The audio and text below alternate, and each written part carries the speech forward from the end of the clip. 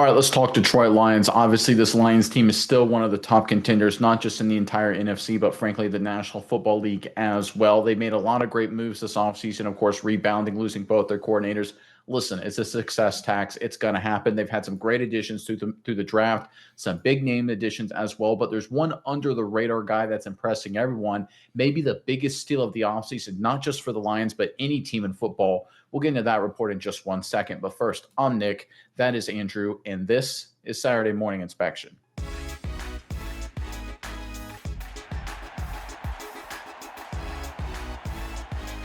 All right, this is the time of the year, not just for the Detroit Lions, but everyone in football, right? A little bit of a lull, right? A lot of the big headlines for most of the teams have gone away. And we can take a step back and look at what every single team has done in terms of free agency, trades, draft picks, undrafted free agents collectively. Look how things came together during all the mini camps and OTAs. See where every team is as we get closer and closer to the start of the regular season, just a few short weeks away now. And when you look at one move the Detroit Lions did, and ESPN recently went through and they looked at all of the kind of guys that have been kind of under the radar additions. And then there's one guy for the Lions that's been really impressive and that a lot of people haven't been focusing on, and that's former Philadelphia Eagle defensive back Avonte Maddox. Let's get into this article here. Then we've got some very interesting data on the other side. Again, this is courtesy of ESPN.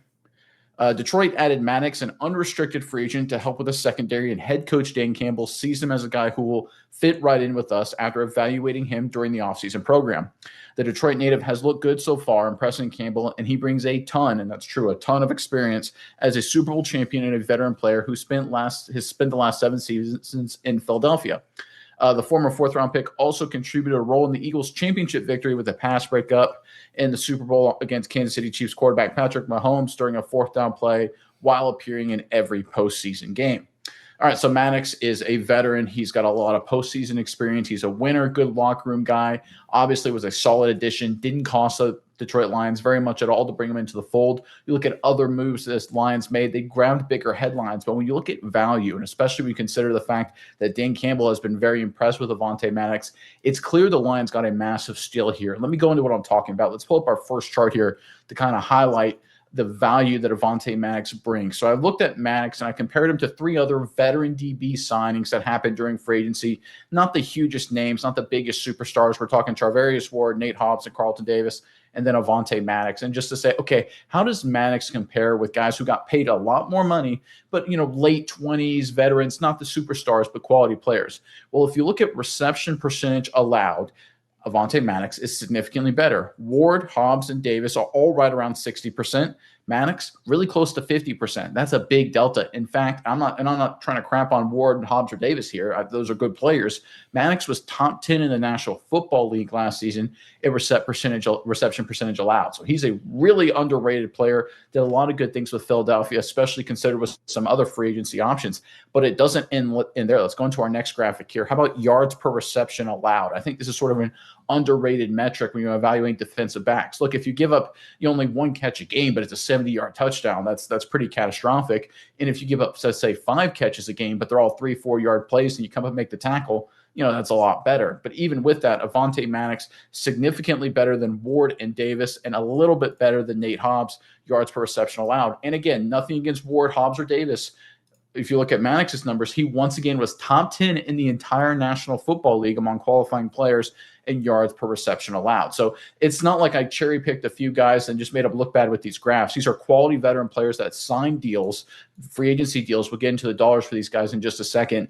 And they're good players, right? The teams that got them, the Patriots with Davis, for example, these are good guys. These are guys that are going to improve those secondaries. They're going to make those teams better. Maddox, though, when you look at the advanced data, is better than those 3 guys. And here's where it gets very interesting, is that when you look at the value, the salary cap dollars allocated to these 4 players, the salary cap hit for these 4 guys this upcoming fall, it gets really interesting. So you can see, once again, Ward, Hobbs, and Davis. You got Ward about $9 million, Hobbs about 6.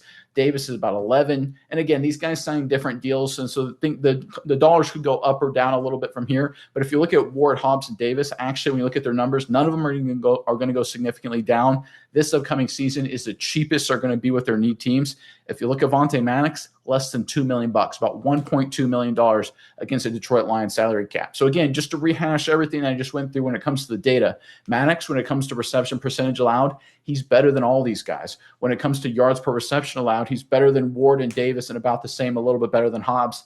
And he is significantly cheaper. We're talking millions and millions, in some cases, $10+ million. If you look at Carlton Davis specifically, cheaper than any of these options. So when you talk about values, when you talk about steal, we sometimes look at the NFL draft and say, hey, did you get a second round caliber player in the 5th round or something like that? The reality is it can happen during the offseason as well. It can happen during free agency period as well. This is what the Lions got with Avonte Maddox. And Dan Campbell, the one question was, how much does he have in a tank? Can he fit in the locker room? Can he fit in the scheme? And Dan Campbell's questions were answered based on the commentary from the head man himself. He's a great fit. They're excited to see what he can do. So the big question mark, the one reason he didn't get more money, it was addressed 100%. He fits perfectly into what the Lions are doing. And again, he's not going to be asked to be their number one corner. He's going to be exactly like he was with Philadelphia, a key piece in the secondary, a depth piece, a situational piece, a guy that can get more playing time depending on the matchup week by week. And he's a great value play who, when you look at the advanced analytics, is much better than even some of his contemporaries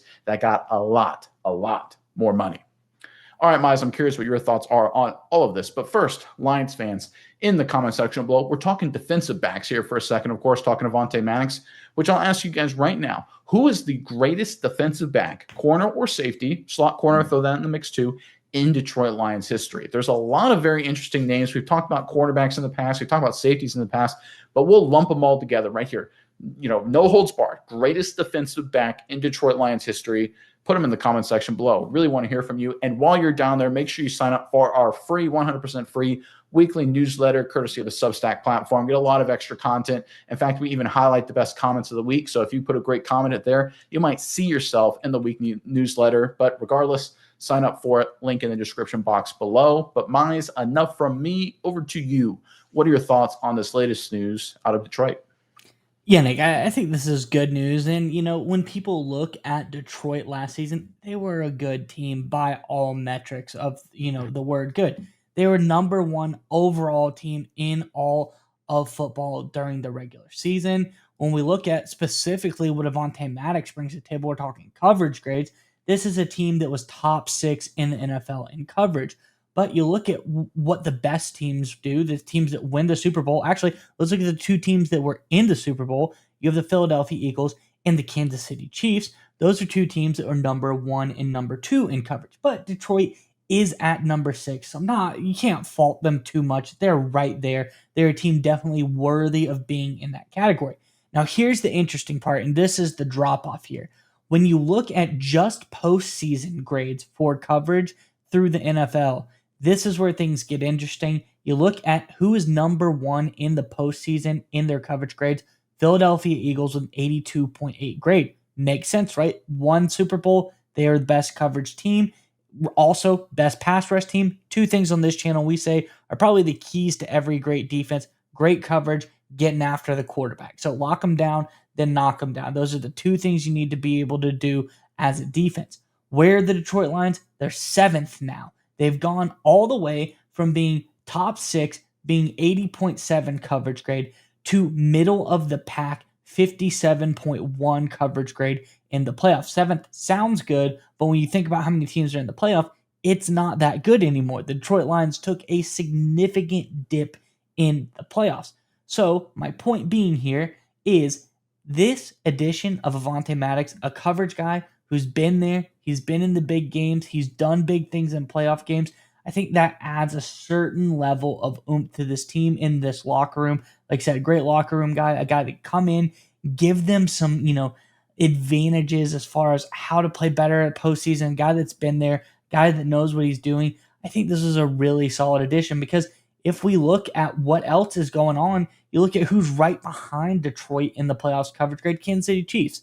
So that's a team that they struggled in coverage in the playoff as well, and it showed in the Super Bowl. We saw what happened to them. They clearly lost that game. It was not very close. Philadelphia Eagles came out and dominated. Why is that? It's because they dominated 2 of the most important factors on defense, coverage and pass rush. They got after the quarterback, and they kept anyone from catching any passes, got guys out of the end zone. So that's the key here. This is what Detroit knows. They're saying, hey, we need to bring in guys. Overall, we know we're really good. We know our coverage is great. We have good guys who can cover really well. What we really need, though, is help carrying that over to the postseason, getting guys who have been there, getting guys who know what that's about. And that's Avonte Maddox, a guy who's been in the postseason multiple times with the Philadelphia Eagles, done it all, been to the big game. So I think this is not only culturally for this locker room, for this DB room, a big time move, but also, like you said, the value that he brings in, the underratedness as a player, definitely strikes me as a Lions type of guy. I think this is a really big move for Detroit, and I think we're going to see some big dividends off of this as well. Yeah, because you brought up a great point that the fact that, and I think we can all agree the injuries played a big role, but they just were terrible as a secondary. And again, I think the injuries were the reason why, and Washington had just, Jane Daniels had a crazy game. But the reality is, if you're trying to make a postseason Super Bowl run, you want to make sure your depth guys are veteran, experienced guys. There's like a myth in the National Football League. I think it's the case in football in general and really sports in general, that if you're going to be a championship team, you need veteran guys. That's not necessarily the case. If you're going to be a championship team, you need good players. You need the best players. And then you need your depth pieces, your backups, your situational guys. That's when you want your veterans, right? When it comes to your starters, when it comes to your key guys, who cares if they're 24 or 34? You just want the best players, right? If you're trying to make a championship run, best players win games. That's obvious. But your depth guys, your backup guys, your situational players, which is exactly what Maddox will be for Detroit in 2025, you want those guys to be the veterans. You want those guys to be experienced. You don't want to have to throw a depth guy into the game, the divisional round against Washington, first serious action. And hey, man, if you give up a touchdown, we fall behind 2 scores and this game gets out of hand at home very quickly. You don't want to have to rely on a young, inexperienced guy in that moment. You want to have a veteran who's done it, been there, done that 25 times before, and not only doesn't give up the big play, maybe forces a big turnover, kind of flips the entire script. The Lions, the way their depth was structured wasn't really their fault just because they got so decimated, but they got in a situation against Washington where they just didn't have the ability to have anyone experience they could throw in there, especially on the secondary, and stop the bleeding against Washington. Maddox is a perfect guy for that. He's got a lot of other great skill sets as well. I think he's one of the more underrated players on the Philadelphia Eagles. Again, he's not your number one corner. Don't want him to be your number one corner, right? But when it comes to certain situations, certain matchups, he can still get things done at a high level, and he's an incredible value when you look at how much he costs the Lions. When you brought up the Philadelphia Eagles, one of the more underrated aspects of this Philadelphia Super Bowl team from last year was the addition of a veteran linebacker by the name of Zach Baum. They got him for like $2 million. He had a monster season for that defense. Again, it's finding those veteran guys for cheap contracts and just get incredible value out of them. That's what the Eagles did last season. I don't know, right, if we're going to get the same amount of value right here as the Eagles got out of Zach Baum. I mean, if it happens, you certainly take it. You know, Maddox, if he provides anywhere close to that and becomes a defensive player of the year candidate, you'll just be screaming to the heavens. That'll be awesome.